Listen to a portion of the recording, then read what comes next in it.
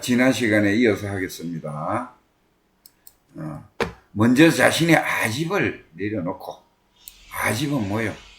집착심이죠.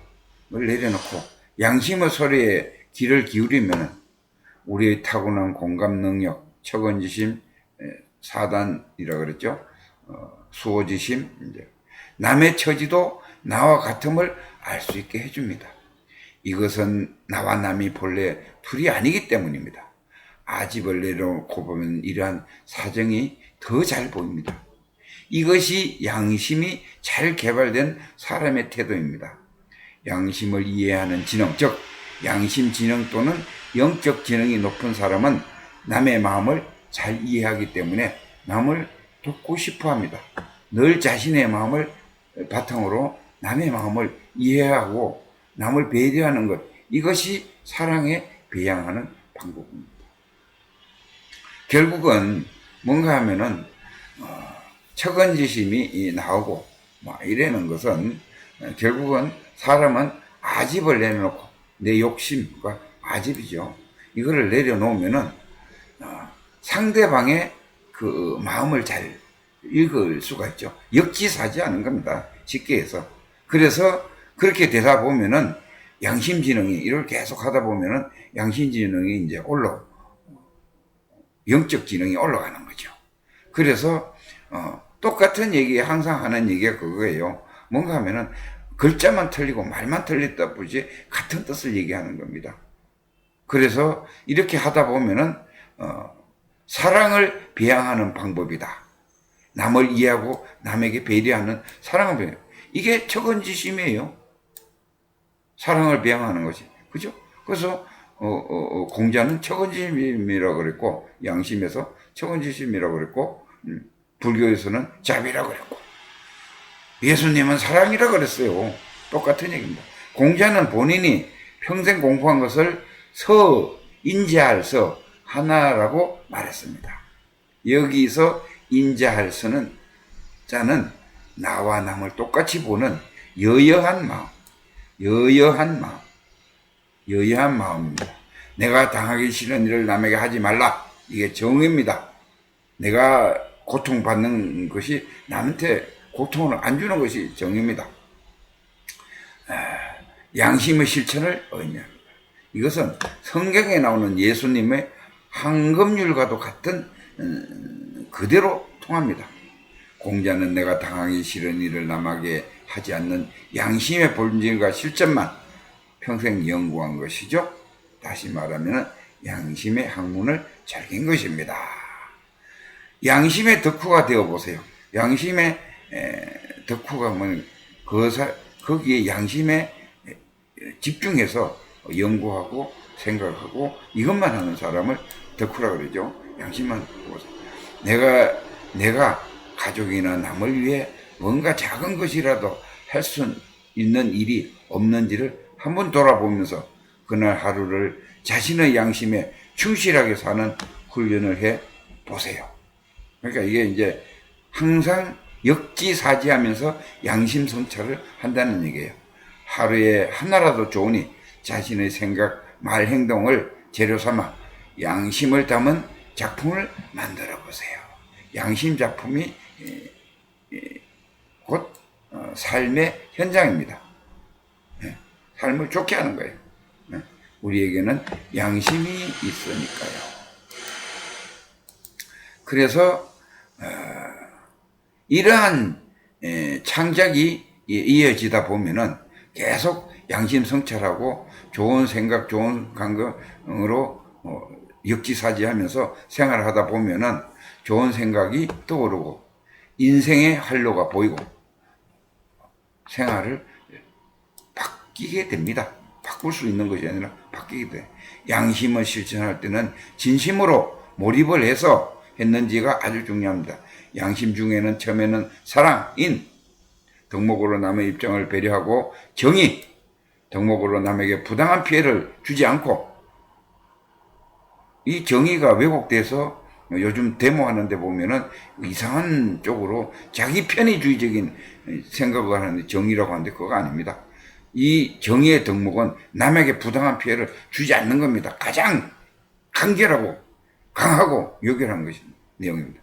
예절의 덕목으로 남에게 겸손하게 행동하고 지혜 덕목으로 자명하게 판단해서 찜찜하지 않도록 내가 하늘을 우러러 부끄러움이 없이 행동하는 것, 찜찜하지 않는 것. 양심에서 찜찜하다는 것은 뭔가가 양심적으로 못했고 부끄럽다는 얘기입니다. 그리고 내가 무슨 일을 해놔놓고 자명한 때가 있죠. 자명한 때는 우주의 진리에 맞게 행동을 했다는 겁니다. 양심적으로 행동을 했다는 거예요. 우주의 진리가 양심이에요. 바로 너무 복잡하고 어렵게 생각하지 마세요.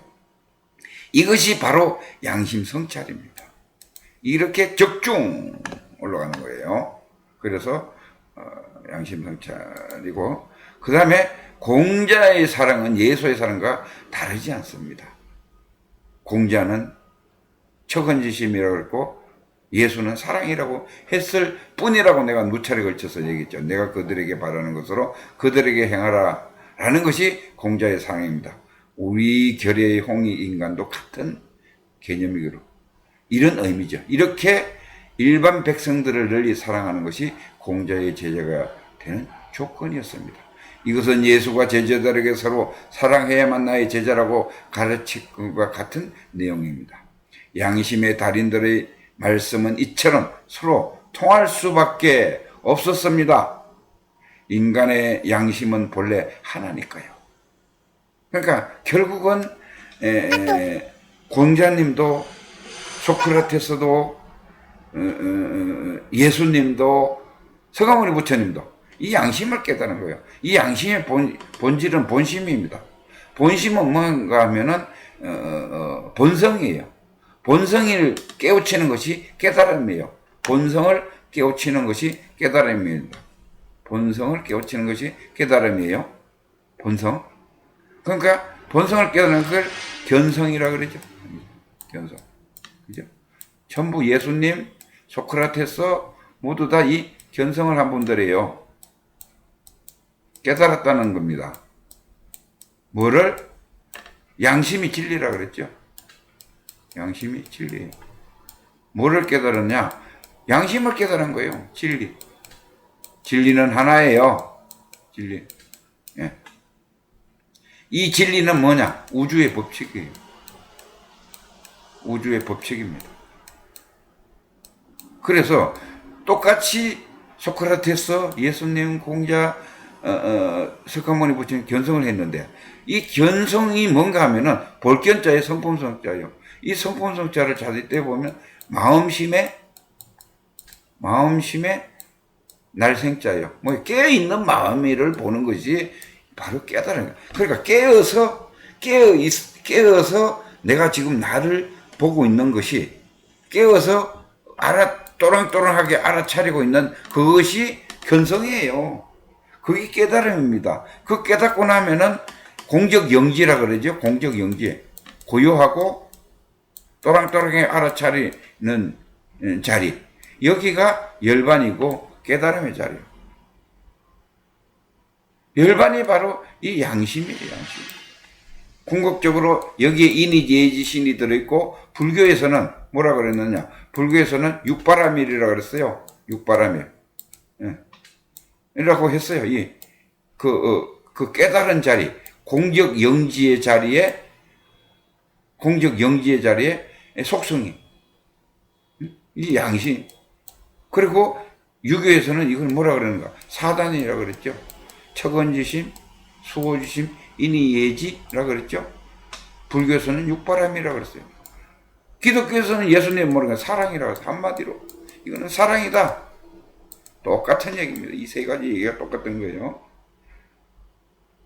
그래서 같은 말을 다르게 사용을 했다.